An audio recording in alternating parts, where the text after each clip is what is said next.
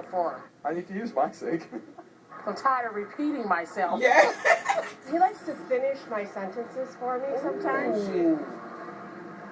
That's a good one. And I interrupt too. You always complain about that. Nothing a little therapy can cure, right?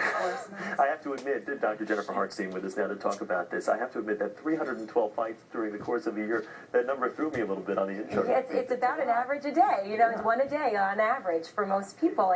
And they're talking about all these little annoyances that really, I think, lead to a lot of a bigger picture issues, you know, and that we have to think about what are those little things? Are they just the tip of the iceberg? Or are they something more? And is that a bigger issue? The fact that we let the little annoyances really kind of get to us and then it leads to a bigger argument?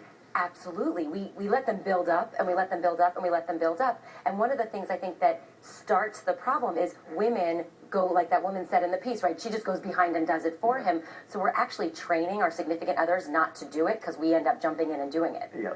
Let's talk about some of the top issues, though, that couples do argue about. What would you say they are? Well, we do see that there's these annoyances, not putting the toothpaste cap on, toilet rolls, putting the seat down on the toilet. But the fact is, there really are bigger ticket items that they're fighting about: money, sex, parenting, extended family. Those are the things that at the end of the day are really the things that the arguments are about, and that can lead to problems in the relationship. And we talk about triggers too. It could be something as much as, would you please put that mug on a coaster? And then what you're really trying to say is, why aren't you paying the bills? Or something along those lines. It's the tip of the iceberg thing. It's the thing that's we're focusing on. It's the minor thing that then might really open the door to a bigger discussion, but we don't know how to get to the bigger discussion, so we focus on all the little stuff that doesn't really matter in the big scheme of things.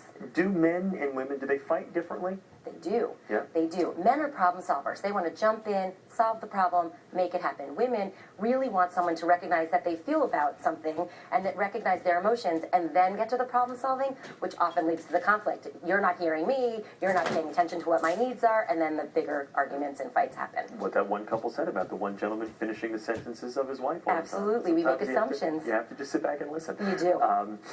The volume of fights, like I said, 312 over a 365-day period seems like a lot, but the study does say that fighting actually is not the worst thing in the world for couples. It is not. And in fact, there's a lot of research that says fighting is actually a really good thing. It connects you. It really gets the issues on the table. It hopefully will allow you to communicate more effectively, be more intimate, and build a stronger and better relationship. You have some tips on how to resolve some issues for couples.